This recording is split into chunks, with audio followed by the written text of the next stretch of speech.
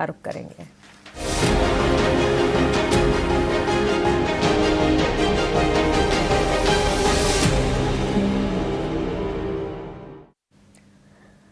SME IPO से सावधान में हम आपको लगातार आगाह करते हैं और करते आ रहे हैं। हमारा मकसद आपको उन एसएमई आईपीओ से सावधान करने का है जिसमें आपके पैसे डूब सकते हैं। कंसर्न्स जो हैं वो सारी की सारी हम आपके सामने रखते हैं और पुलकित बंडी आज हमारे साथ जुड़ गए हैं एसएमई आईपीओ पर स्पेशल रिसर्च लेकर। पुलकित, 3 एसएमई आईपीओ है जो आज आप डिस्कस करने वाले हैं। जी मानसी जी, ये तीनों एसएमई आईपीओ की ओपनिंग डेट आज है और 27 जून तक खुली रहेगी। तो पहले हम सुपर टेक के बारे में डिस्कस कर लेते हैं कि सुपर टेक का जो एसएमई का आईपीओ है वो कैसा क्या है। तो ये टोटल साइज इशू इनका करीब 30 करोड़ के लगभग है। और इसमें अगर हम कंसर्न्स की बात करें तो कंपनी में सबसे पहले तो ये सीरियस क्रिमिनल कंप्लेंट फेस कर रहे हैं जो commission of air quality management की तरफ से है और इसकी जो नेक्स्ट हियरिंग है वो सितंबर 25 में है। इनका टोटल डेट लगभग 1.22 करोड़ का है, तो डेट टू इक्विटी रेशो भी काफ़ी हाई है, लगभग 0.73 का है। और इनकी जो सुपर टेक है वो जो अपनी सोर्सिंग करता है ईवी कंपोनेंट बैटरीज वगैरह की, ये थर्ड पार्टी सप्लायर से करता है। तो सप्लाई डिसरप्शन या फिर जो क्वालिटी में बदलाव, ये कभी भी कुछ भी हो सकता है। तो ये भी एक सबसे बड़ी कंसर्न है। और सबसे मोस्ट इंपॉर्टेंट, इनका ट्रेडमार्क खुद पेंडिंग है सुपर टेक का। अगर हम दूसरे आईपीओ की बात करें तो वो है सनटेक इंफ्रा सॉल्यूशन। तो सनटेक इंफ्रा सॉल्यूशन का जो टोटल इशू साइज है वो लगभग 44.5 करोड़ का है और इसका जो मर्चेंट बैंकर है वो GYR capital advisor private limited है। अगर हम इनकी कंसर्न्स की बात करें तो इनके जो प्रमोटर हैं गौरव गुप्ता जी और जो कंपनी इटसेल्फ, इनके खिलाफ काफ़ी सारी क्रिमिनल कंप्लेंट्स चल रही हैं और labour act, contract labour act और CRPC के अकॉर्डिंग के अनुसार। उसके बाद अगर हम टॉप 5 क्लाइंट्स की बात करें तो ये खाली टॉप 5 क्लाइंट मिलकर इनका 79.52% रेवेन्यू देते हैं। ये अपने आप में एक बहुत चिंता का विषय है।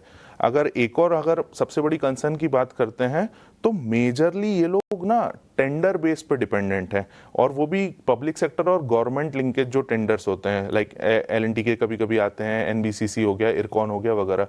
तो यहाँ पे थोड़ा सा पैसा लेट आने की संभावना रहती है, तो ये डिले हो सकता है इन लोगों के अकाउंट रिसीवेबल्स में।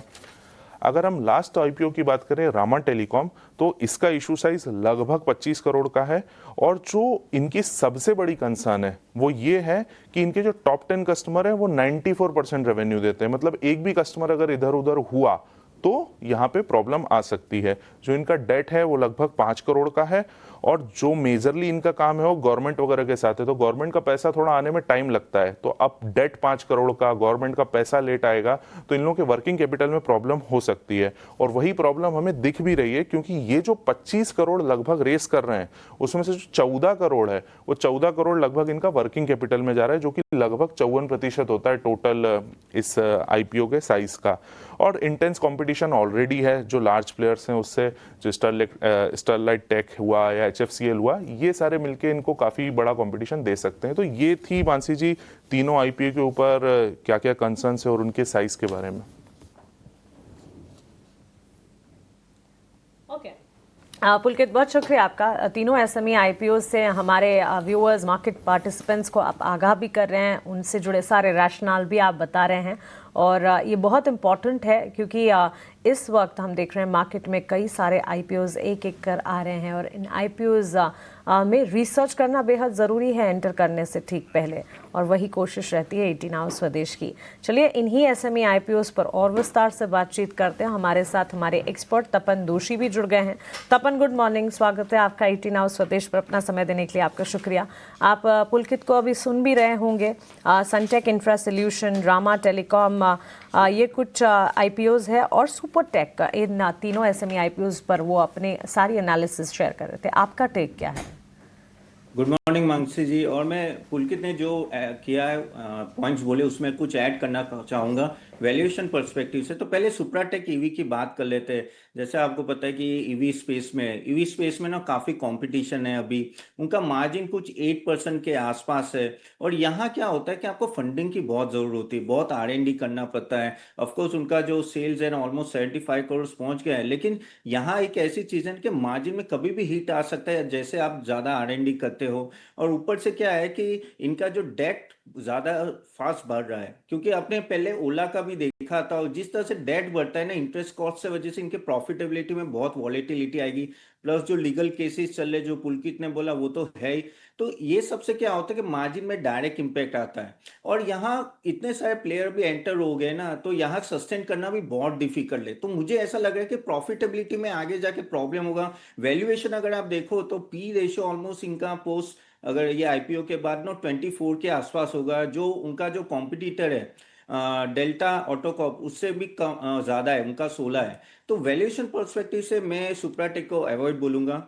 दूसरा हम लोग ले लेते हैं सनटेक इंफ्रा। सनटेक इंफ्रा उनका जो टॉप 5 क्लाइंट्स है ना, वो ऑलमोस्ट 80% कॉन्ट्रीब्यूट करते हैं, और खास करके गवर्नमेंट प्लेयर्स जैसे एनबीसीसी, इरकॉन, सो वहाँ से कुछ भी डिले होता है तो इनको डायरेक्ट इम्पैक्ट आता है। इवन डिले पेमेंट होता है तो भी इम्पैक्ट आता है, जैसे पुलकित ने बोला। ऊपर से क्या है कि यहाँ कॉम्पिटिटिव बहुत बड़ा सेक्टर है ये। इसमें दो मेजर कंसर्न है। एक कंसर्न है कि इनका जो ऑर्डर बुक है ना, वो ऑलमोस्ट 10 करोड़ है, जो कह सकते 6 महीने की विजिबिलिटी दिख रही है। जबकि आप दूसरे प्लेयर्स देखेंगे इसी फील्ड में तो उनके 2 से 3 टाइम्स टर्नओवर की विजिबिलिटी होती है, तो ऑर्डर बुक थोड़ा कम है। Plus debt to equity ratio ना ऑलमोस्ट 1.46 है, तो वो भी ज्यादा है, क्योंकि वो ना काफी अगर उनके कॉम्पिटिटर के सामने थोड़ा ज्यादा है, इससे वजह से इनको डायरेक्ट इंटरेस्ट कॉस्ट में भी इम्पैक्ट आएगा, एंड वर्किंग कैपिटल मैनेजमेंट में भी थोड़ा इशू आ सकता है। सो मेरे हिसाब से क्योंकि ये स्मॉल केस है, स्मॉल कंपनी है, तो इनको बड़े ऑर्डर लेने में भी प्रॉब्लम होगी। तो Suntech Infra because debt issue और विजिबिलिटी ऑर्डर की वजह से वैल्यूएशन मुझे थोड़ा स्ट्रेच लग रहा है, तो वो भी मेरे लिए अवॉइड है। तीसरा है Rama telecom. Rama telecom almost कह सकते हैं कि टॉप 10 कस्टमर ना 94% रेवेन्यू शेयर करते हैं।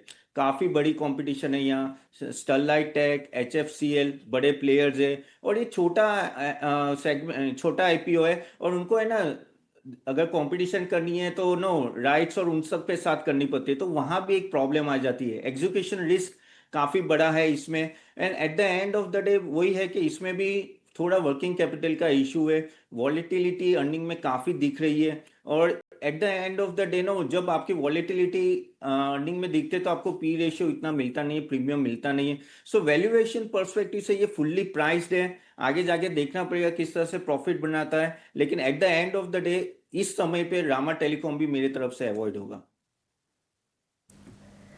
चलिए, तो एसएमई आईपीओज पर टेक एनालिसिस और एक्सपर्ट का क्या मानना है, ये सब आपके सामने इस वक्त। तपन, आपका शुक्रिया हमारे साथ जुड़ने के लिए और आपके एनालिसिस इन तीनों आईपीओज, एसएमई प्लेटफॉर्म आईपीओज पर बताने के लिए। Thank you so much. चलिए आगे बढ़ेंगे और